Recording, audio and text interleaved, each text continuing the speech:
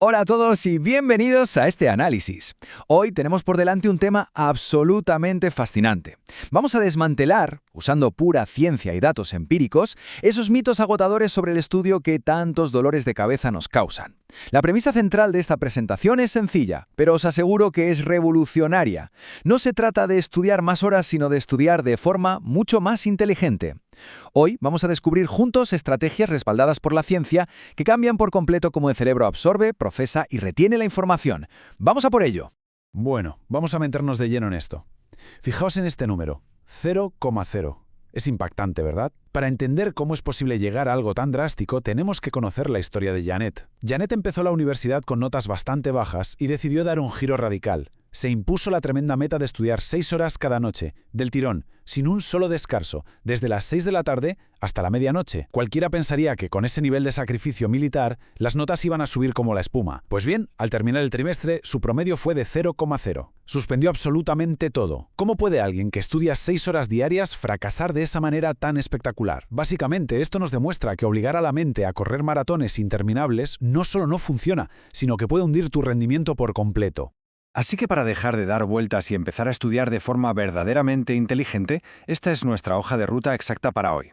Primero, el límite de los 30 minutos. Segundo, la ingeniería del entorno. Tercero, el procesamiento activo. Cuarto, cómo actualizar el uso de apuntes y libros de texto. Quinto, el dominio de la mnemotecnia. Y por último, la consolidación de la memoria. Esta es, literalmente, la estructura perfecta para cambiar de una vez por todas el paradigma de cómo aprendemos.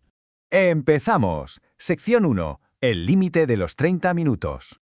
Es hora de derribar el primer gran mito, esa idea horrible de que aprender requiere sufrir horas y horas en una silla. Un estudio súper revelador de la Universidad de Michigan lo dejó clarísimo. La atención humana cae en picado después de unos 25 a 30 minutos de lectura constante. O sea, en una maratón de 6 horas como la de Janet, lo único que consigues es pasarlo fatal, no retener casi nada y, lo peor, cogerle una manía tremenda a la asignatura. Pero la alternativa es genial, estudiar en bloques de 30 minutos y justo después hacer una pausa de 5 minutos.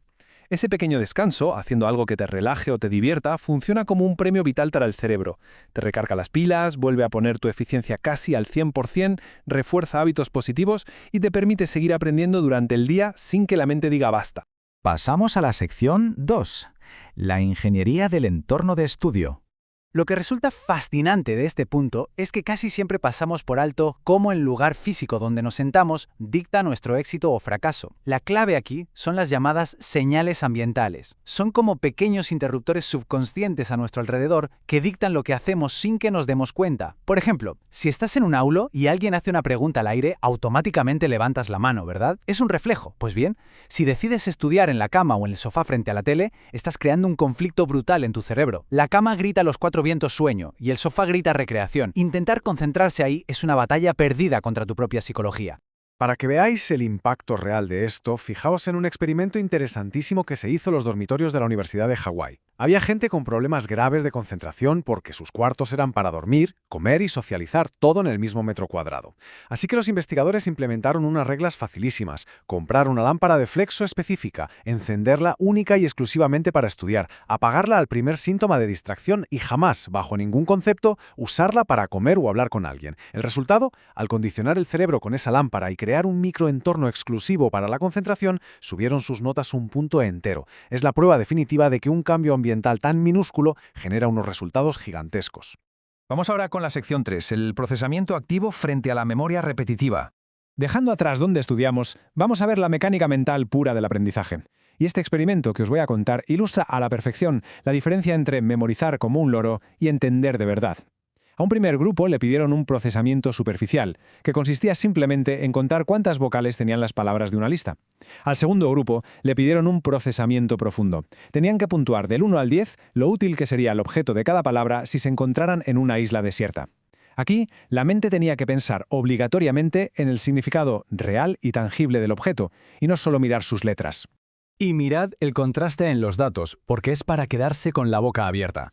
Cuando les pidieron, por sorpresa, un rato después que recordaran las palabras, el grupo que solo contó vocales se acordó de unas 5 palabras y media de las 30, pero el grupo del procesamiento profundo recordó unas 10 y media, casi el doble de retención de forma completamente automática. Lo más impactante de todo es que este éxito no requirió de tiempo extra ni de un esfuerzo titánico, simplemente requirió pensar en la utilidad de las cosas en lugar de mirarlas pasivamente. Como dice muy bien esta frase, una pieza significativa es aquella que se relaciona con algo que ya sabes. Es como añadir una nueva entrada a un sistema de archivos ya establecido. A ver, tomemos un concepto de biología súper complejo como la ontogenia recapitula la filogenia. Al principio suena chino, ¿verdad? Pero si relacionas ontogenia con el crecimiento de un bebé en el vientre desde que es una sola célula y filogenia con toda la historia de la evolución desde los organismos más primitivos, de repente la frase cobra todo el sentido del mundo. Enganchar información nueva y abstracta a ideas que ya entiendes perfectamente crea un archivo instantáneo e imborrable en el cerebro. Avanzamos a la sección 4, actualizar los apuntes y el uso de libros de texto.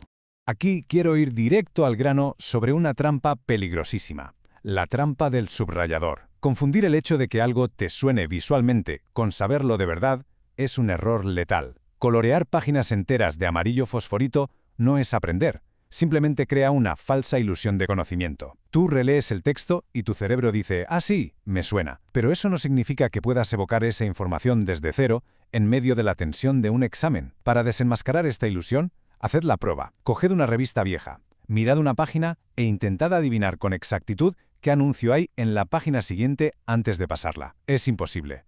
Pero al pasarla y verlo, lo reconoces al instante. El reconocimiento visual no es retención activa. Para saltarnos esta trampa, existe el método SQ3R. Es pura lógica y consiste en 5 pasos. Primero, inspeccionar el capítulo súper rápido para captar los títulos y las imágenes. Segundo, hacerte preguntas sobre esos mismos títulos. Tercero, leer el texto buscando activamente las respuestas a esas preguntas. Cuarto, recitar la información en voz alta con tus propias palabras. Y quinto, repasar antes de los exámenes.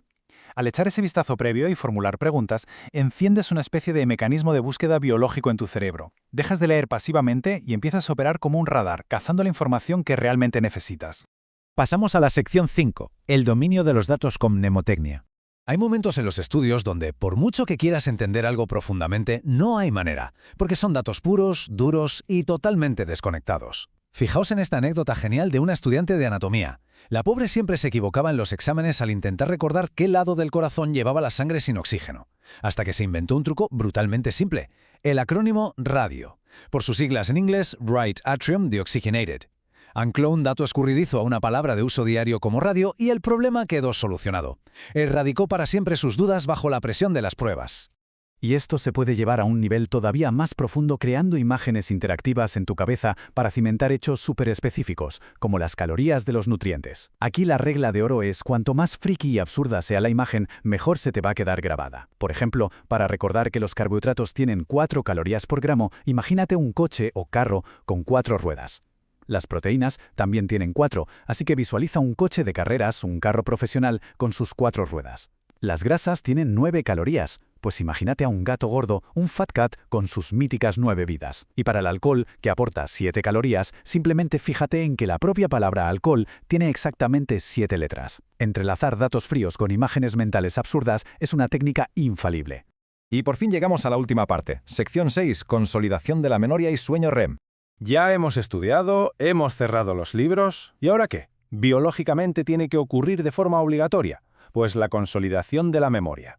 Este es un proceso vital que ocurre en la zona del hipocampo, exactamente durante los ciclos de sueño REM. Es en ese momento de descanso profundo cuando tus recuerdos frágiles a corto plazo quedan codificados permanentemente. O sea, pegarte toda la noche en vela estudiando sin parar impide físicamente que tu cerebro archive esa información. Literalmente, todas esas horas agotadoras de tortura frente a los apuntes terminan siendo completamente inútiles si la mente no recibe el sueño estructurado que necesita. Dormir adecuadamente no es un lujo para después de estudiar. Es, sin lugar a dudas, el último paso indispensable para aprender. Y toda esta evidencia científica nos deja con una reflexión verdaderamente provocadora. Viendo cómo funciona realmente nuestra retención y nuestra memoria, ¿creéis que el aprendizaje del futuro consistirá en pasar muchísimas menos horas atados a un escritorio, pero trabajando la cabeza con un procesamiento intelectual significativamente más profundo? Queda sumamente claro que la transición de esas maratones de estudio dolorosas hacia técnicas estratégicas activas y respaldadas por datos no solo es posible, es inminente. Así que a quienes buscan la excelencia os animo a poner a prueba estos métodos y descubrir, de primera mano, la asombrosa realidad de la verdadera eficiencia educativa. Un saludo y hasta la próxima.